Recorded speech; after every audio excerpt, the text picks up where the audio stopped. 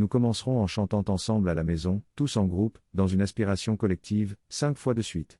Musique. Donc, musique. Oh, musique, musique, musique. Nous avons choisi un thème aujourd'hui, qui s'intitule Auroville, le yoga intégral et l'avenir de l'humanité. Comme nous le verrons, ces 3 aspects sont intimement et profondément liés. L'avenir de l'humanité ne peut être compris que par rapport à son évolution jusqu'à présent au cours des millions et des milliards d'années passées. Et en embrassant une vision globale du temps et de l'espace, nous constatons qu'il n'y a qu'une seule constante, de nombreuses espèces sont apparues et ont disparu, les dinosaures ont disparu, d'autres espèces que nous ne connaissons même pas ont existé pendant des millions ou des milliards d'années et ont disparu. Mais à travers tous ces changements, il y a une constante, et cette constante n'est pas une forme, mais c'est une impulsion profonde dans la nature que nous pouvons décrire comme l'évolution. C'est la seule chose que nous pouvons trouver de constante au cours de milliards d'années, même avant l'apparition de la vie, il y a eu évolution de la matière elle-même. Comme vous le savez, les scientifiques disent que l'univers a commencé après le Big Bang, à partir d'un gaz d'hydrogène seulement, à partir duquel, grâce à une compression constante et intense au cœur du Soleil, tous les autres éléments de la matière ont évolué. Il y a donc une évolution même dans la matière inerte, puis de là, la vie a émergé d'une manière ou d'une autre, et la vie a évolué selon des formes de complexité variées, et de là, l'esprit humain a émergé. Nous ne savons pas exactement comment ces transitions ont eu lieu, mais elles ont eu lieu, c'est clair, et nous remarquons dans tout ce mouvement évolutif quelque chose de très particulier. Tout d'abord, l'évolution a une seule direction, ce n'est pas comme se promener dans un jardin, où l'on peut aller vers un arbre, revenir vers un autre et se promener au hasard dans l'évolution, ce n'est pas un mouvement aléatoire, chaque espèce évolue de moins en moins de complexité à plus de complexité. Certaines semblent s'arrêter à un certain point, mais elles ne reviennent pas en arrière. Par exemple, le crocodile est aussi ancien que le dinosaure, tandis que les dinosaures ont disparu et que les êtres humains sont venus beaucoup plus tard et ont évolué pour développer l'esprit, on suppose que les crocodiles sont restés à peu près ce qu'ils étaient à cette époque, mais ils n'ont pas régressé. Il y a une certaine orientation dans l'évolution, et nous ne pouvons pas l'expliquer uniquement en termes d'évolution darwinienne, de mutation aléatoire ou de survie du plus apte. Nous constatons également que dans le développement de la complexité, il y a parfois des étapes qui sont totalement inutiles, et bien que nous pourrions encore les considérer comme des mutations aléatoires, nous constatons une chaîne de mutations inutiles qui conduisent soudainement à quelque chose de très utile, par exemple, la formation de l'œil lui-même apparaît après avoir traversé 13 étapes différentes qui sont toutes totalement inutiles, et après la 13e étape, un œil fonctionnel apparaît soudainement. Il y a un changement progressif de forme, et pourtant il semble y avoir une orientation et un but dans l'évolution de cette forme, que nous ne pouvons pas expliquer par une mutation aléatoire. En fin de compte, en étudiant les processus de l'évolution, nous sommes contraints de reconnaître qu'il semble y avoir une certaine intention, aussi subconsciente soit-elle, aussi voilée soit-elle, quelque chose qui veut devenir, peut-être ne sait pas comment devenir, mais l'impulsion elle-même est orientée. Et cette direction est celle qui nous a menés là où nous en sommes, en tant qu'êtres humains aujourd'hui. Où allons-nous à partir de là? L'avenir de l'humanité dépend de ce que cette impulsion profonde cherche. Où se trouve cette impulsion? Elle semble être quelque chose de presque automatique, tellement automatique et répétitif que nous pouvons même l'appeler une loi de la physique, mais dans la vie, elle acquiert une caractéristique différente, elle est toujours présente sous forme d'impulsion, mais n'est plus liée à une loi, mais plutôt à une habitude ou un désir.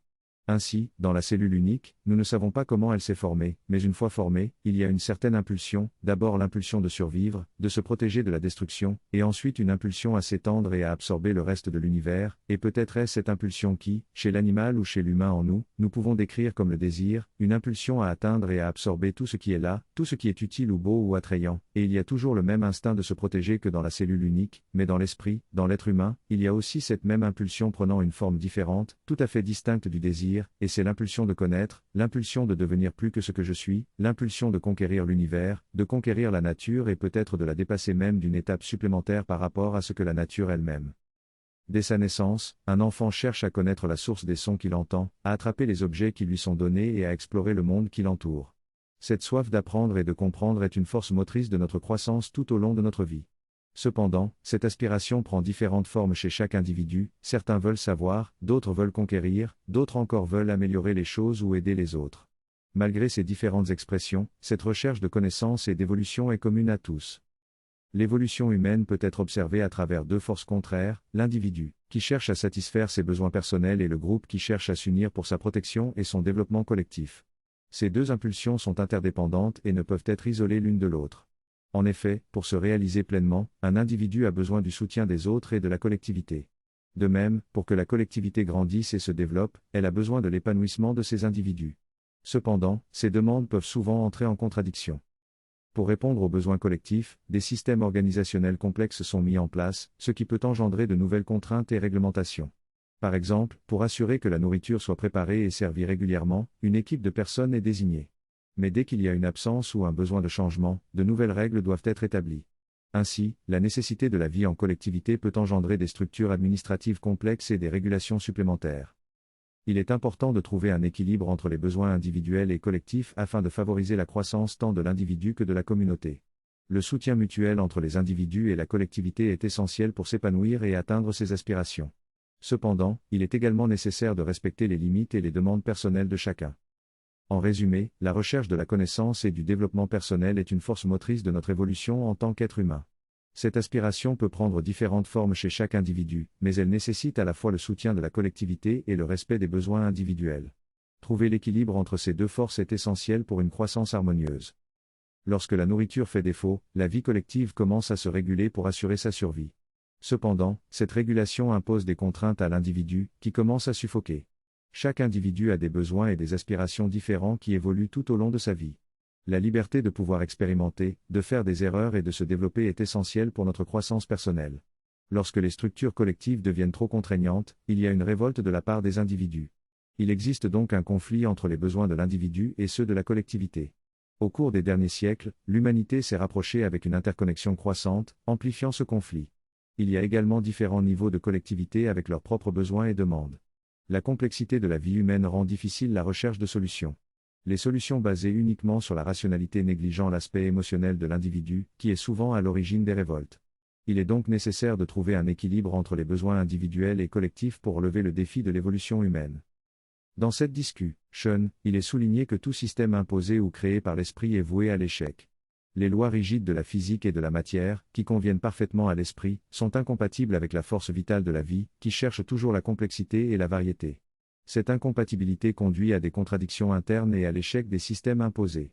Face à cette complexité croissante et au conflit entre différents besoins, l'humanité est face à deux tendances opposées, l'augmentation du chaos ou la tentative de contrôler le chaos et de protéger les styles de vie et les identités nationales par une imposition violente de la demande de l'État sur l'individu. Cependant, ces approches extrêmes ne résolvent pas le problème fondamental. La solution réside dans un troisième élément nécessaire, un sens de mutuelle, de fraternité et de communauté. Ce principe permettrait une véritable union entre l'individu et la collectivité, alliant liberté et égalité. Sans ce troisième élément, l'humanité risque de se fragmenter continuellement jusqu'à ce qu'elle en apprenne les leçons et émerge avec une sensibilité mutuelle. Au cours des 1000 prochaines années, il est possible que nous nous détruisions complètement et que tout le processus d'évolution, qui aurait pu se dérouler sur les 2 ou 3 prochains millénaires, échoue et s'effondre. Cependant, la création d'Auroville par la mer a court-circuité ce processus potentiel de développement en réunissant des individus de toutes les cultures et nationalités pour former une unité humaine pratique et coopérative. La condition pour rejoindre Auroville est de croire en l'unité essentielle de l'humanité et d'avoir la volonté de collaborer à sa réalisation matérielle. Auroville cherche à être une ville universelle où hommes et femmes de tous les pays peuvent vivre en paix et en harmonie progressive, au-delà des croyances, des politiques et des nationalités. L'objectif est de construire un avenir commun en transcendant les divisions actuelles. Auroville est un lieu tourné vers l'avenir, où l'on cherche à réaliser l'unité humaine et la paix dans son sens le plus progressif. En fin de compte, nous faisons partie d'une plus grande unité, car nos corps sont constitués des ressources naturelles et retournent ensuite dans la nature.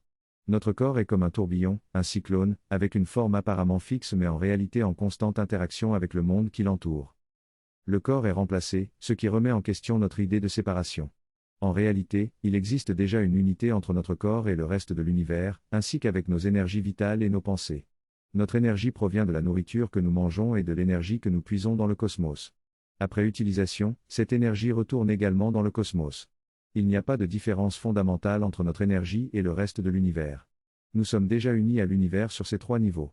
Cependant, il existe quelque chose de unique en nous, que nous appelons l'âme, qui est responsable de notre sentiment de séparation de l'univers. Cette expérience d'être un être séparé est en réalité le reflet de cette unicité profonde en nous. L'évolution a pour but d'actualiser cette unicité dans chaque forme.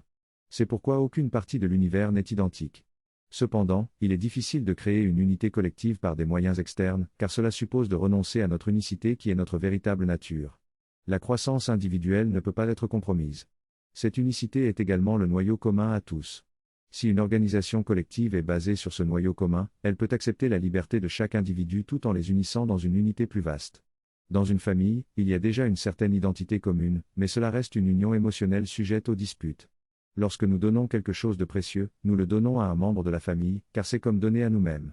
La clé est de trouver l'équilibre entre l'unicité individuelle et l'unité collective en se basant sur notre source commune d'existence. Dans cet extrait, l'auteur parle de l'importance de se connecter à sa véritable identité la plus profonde pour atteindre un sentiment d'unité avec les autres.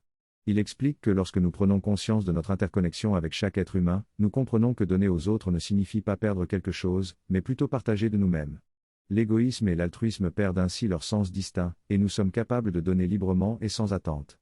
L'auteur mentionne également que la base de toute unité humaine repose sur cette connexion profonde avec notre véritable identité et que servir la conscience divine en chacun de nous est essentiel pour établir cette unité.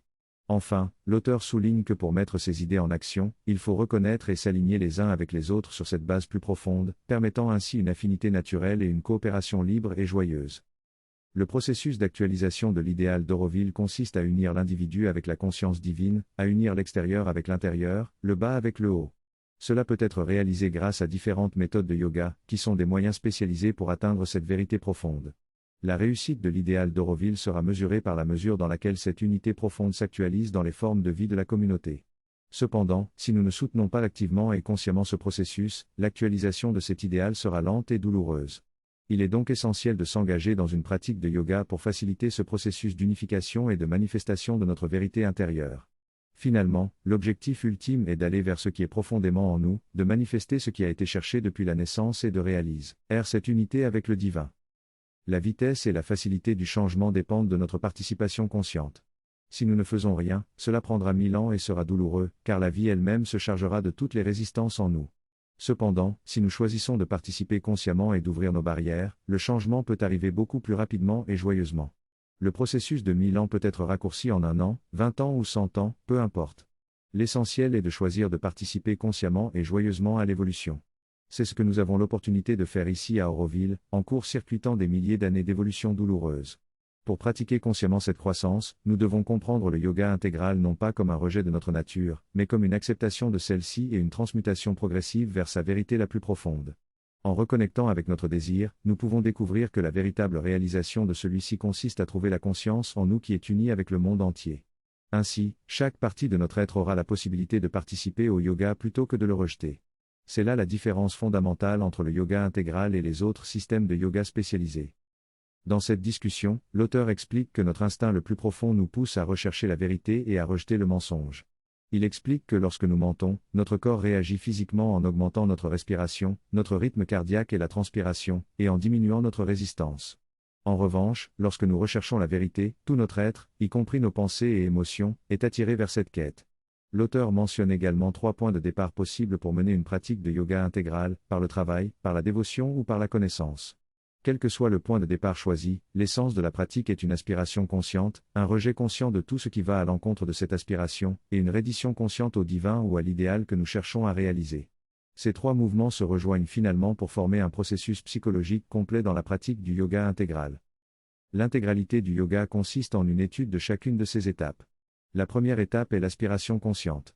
Cette aspiration peut prendre une forme passive ou active. On peut dire j'aspire ou même je me rends, signifiant que je me suis donné et que je ferai tout ce qu'on me dit de faire.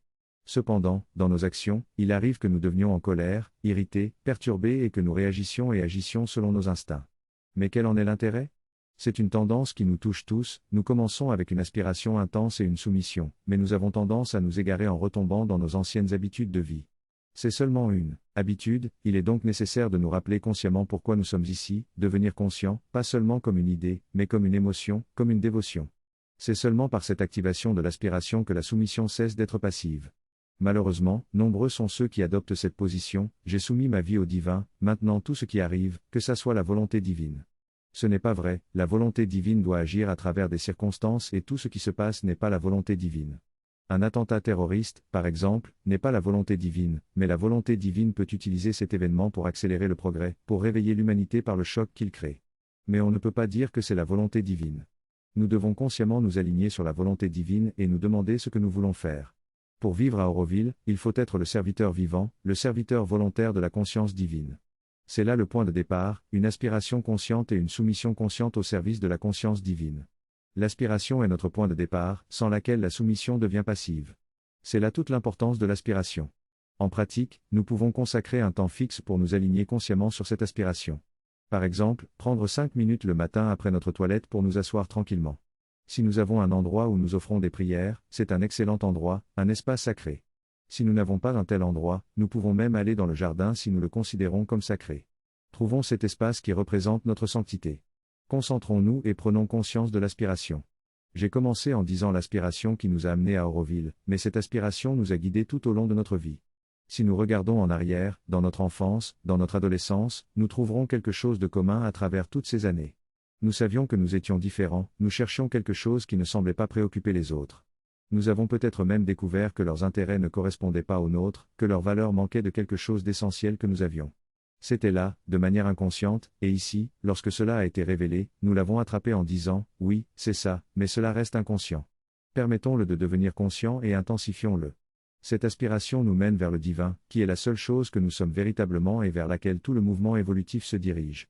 La forme extérieure de l'unité humaine ou son unité intérieure plus profonde sont finalement une expression de l'unité divine. C'est le divin que nous recherchons, alignons-nous consciemment sur le divin. À la fin de la journée, si possible, prenons quelques minutes pour nous asseoir et nous recentrer sur cette aspiration, en nous tournant vers le divin. Lorsque nous pouvons établir ces 2 points de référence au début et à la fin de la journée, vous constaterez progressivement que l'alignement de l'aspiration et de la soumission fusionnera avec le reste de la journée comme un parfum.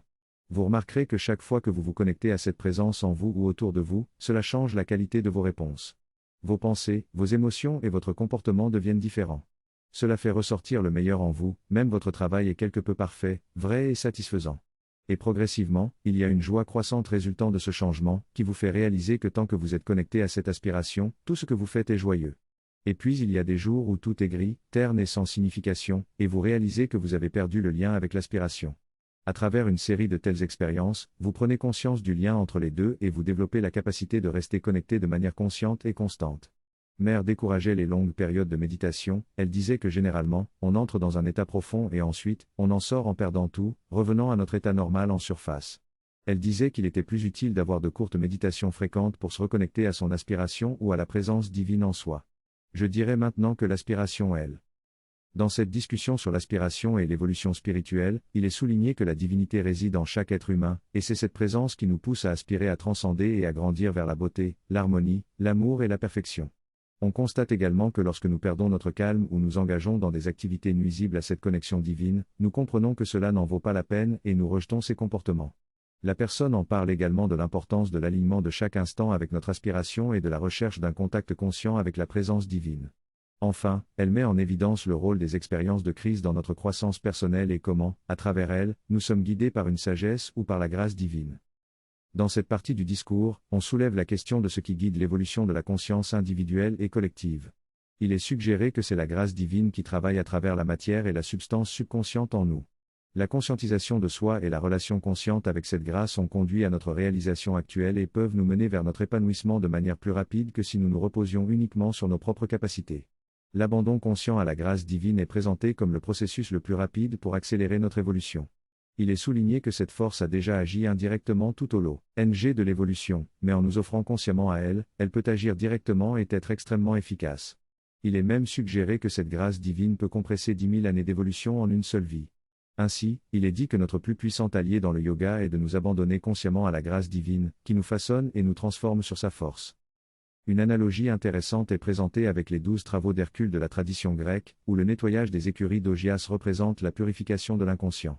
Hercule réussit à nettoyer les écuries en déviant un ruisseau d'une rivière à travers elles, symbolisant ainsi la capacité de diriger le pouvoir divin en nous pour purifier l'inconscient. Enfin, il est souligné que la particularité du yoga intégral est de chercher à réaliser Dieu afin de manifester la divinité dans le monde. La réalisation individuelle et la réalisation collective sont liées, car la pleine réalisation de soi-même est une étape vers la réalisation de soi-même de l'univers tout entier. Le but ultime de l'évolution est de permettre à la matière elle-même de s'éveiller à sa propre divinité. Ainsi, il est conclu que notre éveil individuel est en fait l'univers qui s'éveille à lui-même, et nos identités individuelles et collectives se fondent dans l'identité divine. La réalisation du potentiel divin de l'univers, la transformation du corps de Dieu révélant sa divinité complète, est l'objectif que nous recherchons dans le yoga intégral. Notre propre réalisation individuelle se complète ensuite par la transformation de la vie elle-même, plutôt que par son rejet. Cependant, cette transformation de la matière rencontre des difficultés car celle-ci résiste et refuse en raison de ses propres contraintes et demandes. Seule la puissance divine, appelée le supermental, peut la transformer car la matière émane de cette puissance. Le yoga intégral repose donc sur l'établissement de la conscience supramentale pour surmonter la résistance de la matière et la transformer afin de manifester la divinité sur Terre. Depuis 1956, la conscience supramentale est présente sur Terre et a bouleversé l'équilibre du jeu. La transformation de la nature individuelle de chacun est concentrée et s'exprime constamment dans la vie collective. Notre réalisation individuelle est mise à l'épreuve dans la vie collective, nous devons donc continuer à travailler pour l'évolution collective. Pour qu'Auroville atteigne son idéal, chaque individu doit participer consciemment à son propre processus d'évolution. L'ensemble de la conscience individuelle qui s'étend en réseau crée une prise de conscience collective qui se réveille et grandit. Nous reposons collectivement sur la force divine et invoquons la Mère divine et sa grâce. Le processus d'évolution d'Auroville est un sadhana collectif, un yoga intégral collectif, dont chacun de nous est un point individuel de ce yoga intégral. Auroville est un point focal pour la réalisation future de l'humanité, établie maintenant dans le présent par le processus du yoga intégral. L'établissement d'Auroville et de l'ashram sont deux institutions distinctes, chacune ayant un rôle différent à jouer dans l'évolution humaine. Auroville ne peut pas se réaliser pleinement sans la base spirituelle de l'intégral yoga établi par l'ashram. De même, le travail de l'ashram est incomplet sans la manifestation collective de Auroville dans la conscience de l'humanité. Il y a donc une symbiose naturelle entre les deux. Auroville est une tentative de réalisation collective, tandis que l'ashram conserve son rôle de pionnier inspirateur et guide. Dans l'évolution future, l'organisation humaine devra se faire de manière collective, en maintenant la liberté individuelle. Cela pourrait se faire grâce à des regroupements libres et des réseaux d'individus et de groupes. Sur le plan économique, il y aura un changement de la monnaie symbolique à la véritable valeur des objets. Il y aura également un changement dans la perception de la propriété foncière, reconnaissant que la terre appartient à tous et ne peut pas être vendue. Pour maintenir une vie collective basée sur la liberté, l'égalité et la mutuelle intérieure, la propriété doit également être basée sur la mutuelle. La mutuelle ne peut être complète que si elle englobe tous les aspects de la vie. Toute Auroville doit être considérée comme notre maison, donc je ne peux pas posséder cette paix par rapport à toi possédant celle-ci. Naturellement, la Terre elle-même s'inscrit dans cet idéal plus vaste, et de cette manière, toutes les formes qu'elle décrit sont les résultats logiques de l'aspiration, de l'objectif que nous avons fixé et du processus de cet objectif même. Éventuellement, toute l'humanité devra revenir à cette voie.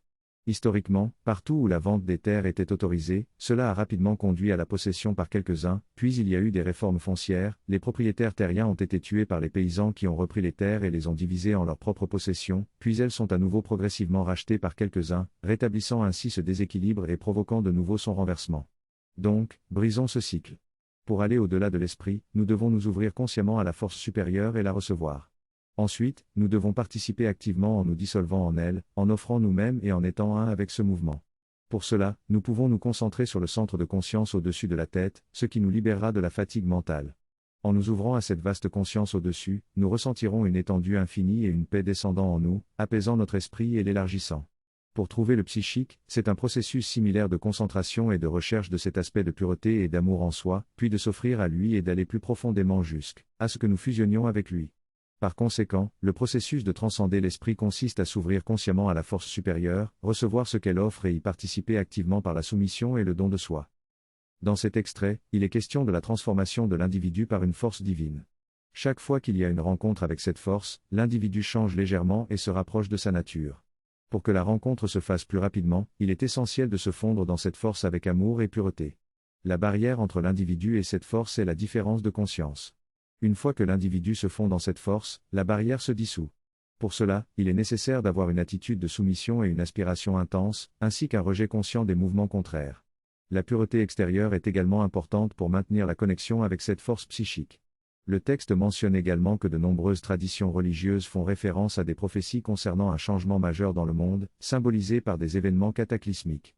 Cependant, l'interprétation de ces prophéties doit se faire de manière symbolique et flexible, car l'objectif est de participer à un changement rapide et concentré plutôt qu'à une évolution graduelle.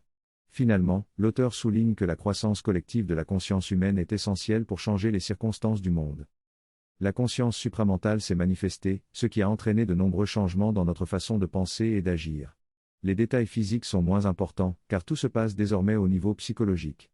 Certaines personnes sont venues à Auroville sans même savoir pourquoi, mais leur être intérieur est conscient de leur véritable objectif. Ils critiquent peut-être Auroville, mais au fond, ils sont là pour la même raison que nous tous. Certains représentent des contradictions dans l'humanité, mais cela fait partie du défi d'Auroville de faire face à ce genre de problème. Nous ne pouvons pas décider si quelqu'un est là pour la bonne raison ou non, c'est à eux de s'interroger et de le découvrir. Auroville donne une chance à tout le monde de s'aligner avec cet idéal, mais ceux qui causent du tort à la cause et ne s'alignent pas après des avertissements peuvent être invités à partir. Finalement, ceux qui ne sont pas prêts à s'aligner avec cette nouvelle conscience finiront par partir d'eux-mêmes. La visite à Auroville peut être une expérience joyeuse et inspirante, mais s'engager pleinement dans le processus d'intégration demande également beaucoup d'efforts. Lorsque nous arrivons pour la première fois à Auroville, l'expérience est totalement différente. Notre aspiration nous a guidés ici et la connexion avec notre aspiration et avec le divin est au premier plan. Tout ce que nous faisons, voyons et rencontrons est magnifique. Cependant, lorsque nous nous installons définitivement, nous avons tendance à retomber dans nos habitudes habituelles où l'aspiration devient secondaire et tout devient douloureux, difficile, gris et sans signification. La seule correction possible est de ramener l'aspiration au premier plan, mais cela devient difficile lorsque nous rencontrons des problèmes récurrents avec certaines personnes. Nous nous sentons blessés et nous retirons émotionnellement. La solution consiste à persister dans la mise en avant de la vérité profonde de la conscience psychique ou spirituelle. Une des méthodes recommandées est de commencer à voir consciemment et à ressentir la présence divine en toutes choses, en commençant par les plantes et les fleurs. En développant cette prise de conscience, même lors de la résolution de problèmes, nous percevons la présence divine derrière les personnes responsables des problèmes et cela adoucit leur impact. Lorsque nous faisons face à une situation difficile avec quelqu'un que nous ne supportons pas ou une situation insupportable, nous pouvons visualiser la présence divine en tant que maman divine et invoquer son intercession. Cela dissout immédiatement la douleur ou la difficulté, nous permettant d'agir avec plus de force. Cependant, le yoga intégral nécessite d'aborder tous les aspects de notre être, ce qui signifie que les parties non alignées avec notre aspiration peuvent venir sur le devant de la scène. C'est l'occasion de les amener dans l'aspiration. Par exemple, si nous rencontrons quelqu'un qui est toujours abusif, plutôt que de changer de travail, nous pouvons éveiller notre aspiration avec intensité et reconnaître la présence divine en cette personne. Cela peut conduire à des changements positifs dans leur attitude et permettre de résoudre les problèmes. La solution réside dans l'approche correcte d'un état de conscience aligné sur le facteur unificateur commun. Le bon état intérieur peut changer complètement la situation, même si les actions concrètes peuvent sembler les mêmes. La mère dit que souvent, la bonne chose n'est pas une action, mais un état intérieur. Lorsque nous abordons une situation avec la conscience alignée sur le facteur unificateur, les choses se résolvent d'elles-mêmes. Ainsi, notre recours constant devrait être de trouver cette base d'unité profonde et d'évoquer cette connexion dans nos interactions. C'est la seule façon d'obtenir des changements durables. En résumé, à Auroville, il y a une interdiction totale du sexe et la norme est le célibat. Cependant, les familles avec des relations familiales normales sont autorisées à exister car il s'agit d'une communauté urbaine et non d'un ashram. Bien que le sexe ne soit pas considéré comme immoral en soi, il est perçu comme représentant une vie instinctive et est associé à un mouvement chaotique contraire à la conscience spirituelle. Dans l'ashram de Sri Aurobindo, où l'objectif principal était d'établir la conscience supramentale, la prohibition du sexe était essentielle. Cependant, à Auroville, bien que la vibration instinctive du sexe puisse être perçue comme contraire à l'éveil psychique et à l'harmonie spirituelle, elle n'est pas interdite. Par association, une profonde communion émotionnelle peut conduire à une expression sexuelle, mais cela peut également devenir problématique. Dans le passé, certaines traditions tantriques cherchaient à élever toutes les activités de la vie, y compris le sexe, en les considérant comme l'union de Purusha et Prakriti, mais cela nécessitait une purification préalable et une conscience alignée sur la présence divine.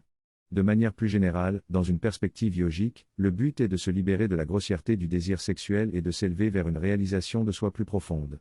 Cela peut conduire à une diminution de l'importance accordée au sexe dans les relations, mais cela peut également rendre ces relations plus vraies et plus belles car l'élément grossier a disparu.